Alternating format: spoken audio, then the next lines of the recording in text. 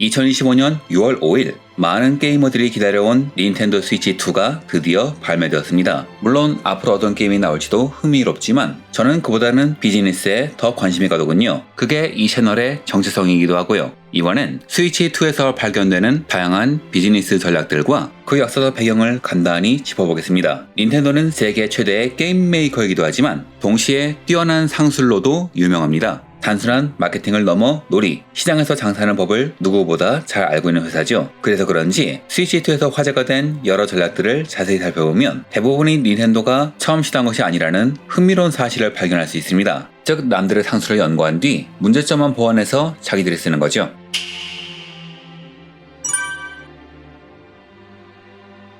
스위치2에서 가장 논란이 된 것은 바로 키카드 시스템입니다. 물리매체에 인증키만 넣는 이 방식은 카트리지 제작 비용에 부담을 느끼는 개발사를 위한 정책이지만 소비자에게는 실망을 안겨줬습니다. 게임이 키카드로만 발매되면 온전한 게임을 소장할 수 없기 때문이죠. 실제로 닌텐도의 퍼스트 파티 게임은 완전한 패키지로 발매되지만 서드 파티 게임은 대부분 키카드를 사용하는 실정이라 많은 사람들이 아쉬워하고 있습니다. 그런데 이 키카드는 상술, 사실 닌텐도가 처음 만든 게 아닙니다. 지금의 키카드와는 달리 부분 다운로드 형식이긴 하지만 다른 회사가 먼저 시도한 방식이죠. 세가는 2000년 드림캐스트로 바라이라는 소프트웨어를 선보였습니다. 이는 게임에 체험판만 집어넣고 마음에 들면 모뎀을 통해 본편을 구매하는 방식이었죠. 다만 모뎀으로 다운로드 받는다는 개념이 시기상조였던 것인지 처음 출시된 두 타이틀 외에는 모두 취소되었습니다. 진정한 의미의 키카드 시스템은 2014년 소니의 PS 비타에서 본격적으로 시작되었습니다. 소니는 미디어 카트리지의 생산 단가를 줄이기 위해 카트리지 용량을 4GB로 제한했습니다. 반다이가 게임 발매 시 용량 부족을 호소하자 2장으로 내라고 말한 것은 유명한 일화죠. 반다이는 결국 2장으로 낼 수밖에 없었습니다. 하지만 2장으로 내면 생산 단가가 그만큼 올라가기 때문에 소니는 자사 게임을 출시하면서 일부를 다운로드 받는 방식을 도입했습니다. 2014년 5월에 슬라이 쿠퍼 컬렉션과 같은 해 10월의 카오스링은 모두 마지막 편을 별도로 다운받아야 하는 다소 불완전한 방법이었습니다. 완전한 인증키의 개념은 엑스박스 시리즈로 발매된 헤일로 인피니트에서 완성되었다고도 볼 수 있을 겁니다. 이 게임은 디스크 안에 모든 데이터가 없어 반드시 인터넷에서 모든 데이터를 받아야 게임이 가능했죠. 또한 콜 오브 듀티 모던 워페어나 플라이트 시뮬레이터는 아예 본편 대부분을 다운로드해야 하는 사실상의 인증키였습니다. 키카드와의 차이점이라면 엑스박스의 경우에는 디스크 한 장의 용량을 초과하는 대용량 게임이었던 반면 스위치2의 키카드 게임들은 대부분 기본 카트리지 용량인 64GB 이하임에도 단가 절약을 위해서 키카드를 사용한다는 점입니다.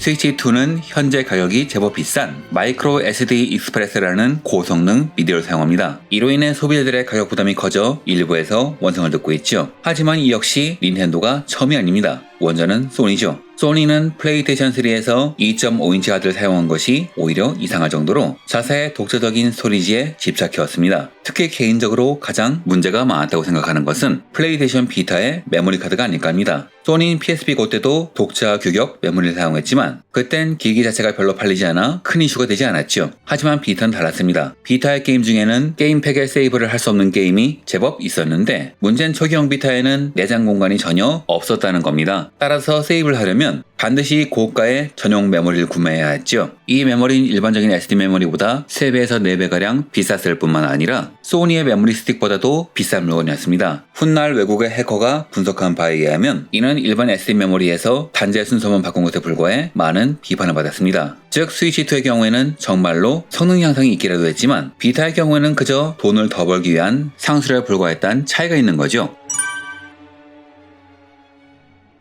스위치2가 출시된 시점에서 많은 사람들이 2027년 또는 2028년에 스위치2 OLED가 나올 거라고 예상하고 있습니다. 이른바 업그레이드 교체라고 불리는 상술로 현재는 여러 회사가 사용하는 전략이죠. 하지만 이 상술도 닌텐도가 처음이 아닙니다. 이런 방식을 처음 사용한 것은 1987년 NEC가 발매한 PC 엔진이었습니다. 이 게임기는 NEC란 기업의 특성상 애초부터 모듈형 구조, 즉 확장을 전제로 설계된 게임기였습니다. NEC는 1988년 PC 엔진과 결합하는 방식의 업그레이드 콘솔인 PC 엔진 CD 롬롬을 발매했습니다.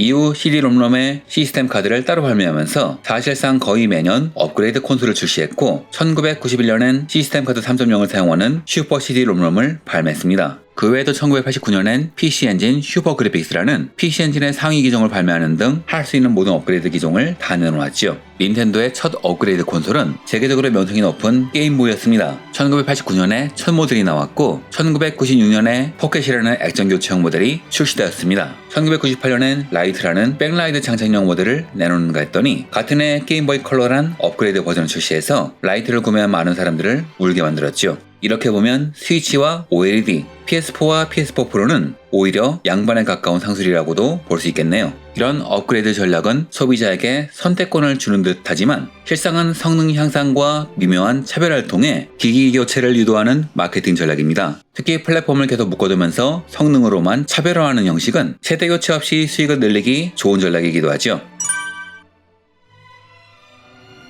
스위치2에서 스위치 게임이 잘 돌아갈까요? 이외로 잘 안 돌아가는 게임이 많다고 합니다. 이런 하위 호환 여부는 새로운 게임기가 나올 때 많은 사람들이 궁금해하는 것이기도 하죠. 하위 호환을 처음으로 구현한 게임기는 1986년에 아타리가 발매한 아타리 7800입니다. 내부에 칩셋을 넣어서 하위 호환을 지원했죠. 세가는 마스터 시스템의 경우 파워베이스 컨버터를 사용해서 메가드라이브에서 9세대 게임을 호환시켜 주었습니다. 그런데 이런 하위호환 방식은 닌텐도, 적어도 야마우치 히로시 사장이 싫어했던 방식입니다. 그에게 게임기는 어디까지나 장난감이었기 때문에 가격 부담을 낮추는 것이 최우선 과제였기 때문이죠. 물론 패미컴 유저를 그대로 슈퍼 패미컴으로 끌어오고 싶어서 마지막 단계까지 하위호환을 검토했지만 단가 문제로 인해 당시에는 포기할 수밖에 없었죠. 하지만 이후 기술이 발달하면서 하드웨어와 소프트웨어가 발전해 하위 호환은 완벽하진 않지만 불가능한 일은 아니게 되었습니다. 오히려 이런 관점에서는 PS3와 호환이 안되는 PS4가 특이한 사례라고 할 수 있겠네요. 그러고 보니 PS3도 나중엔 하위 호환이 막혀버렸죠? 어쩌면 이것 때문에 리마스터라는 장사가 활발해진 것이 아닐까요?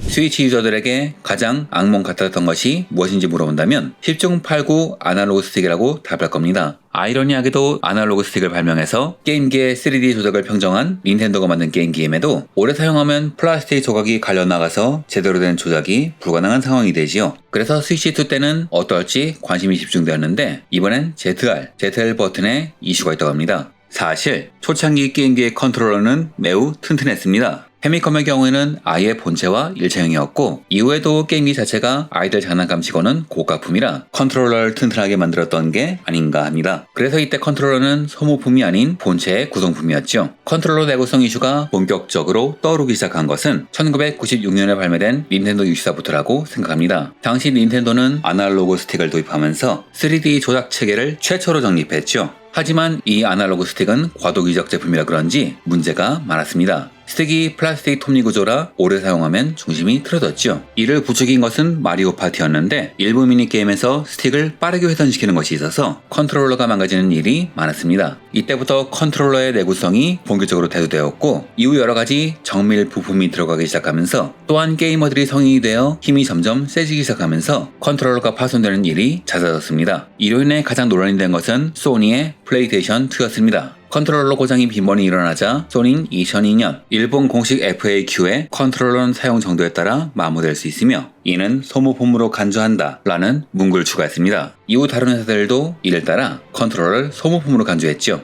악명 높은 아날로그 스틱도 원적을 썼습니다. 대표적인 것이 2013년에 출시된 비타 2세대였죠. 1세대도 아날로그 내구성에 대한 말이 많았지만 2세대는 정말 잘 망가지는 것으로 악명이 높았습니다. 덕분에 비타 유저들은 알리익스프레스 등지에서 교체용 스틱을 구매하는 일이 많았다고 하네요. 그래서 그런지 조이콘의 불량 이슈가 제기되었을 때도 이해로 낯설진 않았습니다. 이상으로 스위치2에서 주목받는 여러가지 상술의 원조가 무엇인지 살펴보았습니다. 사실 스위치2, 아니 닌텐도가 차용한 상술은 이것만이 아닙니다. DLC와 시즌 패스라던가 구독 기반 서비스의 원조, 디지털 게임과 물리적 소유권 같이 게임계의 패러다임을 바꾼 사건도 있지만 이런 역사, 비즈니스 사례는 영상을 하나 더 만들어야 할 상황이니 그 이야기는 다음 기회로 미루기로 하죠. 여하튼 스위치2가 타기업의 사례를 잘 벤치마킹한 건 확실합니다. 기업이 하는 일이 그렇습니다. 무엇을 하기 전에 여러 가지를 검토하고 먼저 시도했던 사람들의 시행착오를 면밀히 검토하죠. 그리고 닌텐도는 선례를 잘 검토하는 것으로 유명한 회사인 만큼 스위치2가 그동안 축적된 상술의 집약체가 된 것이 아닌가 하고 생각합니다. 일부 정책은 소비자에겐 아쉽긴 하겠지만 적어도 닌텐도는 실패의 발자국 위에 다음 세대를 쌓아올리는 방법을 아는 회사가 아닐까 싶네요. 이것이 그들이 오랫동안 게임 업계에서 선두를 유지했던 비결이 아닐까 합니다. 이상으로 영상을 마칩니다. 다음에 또 뵙기로 하죠.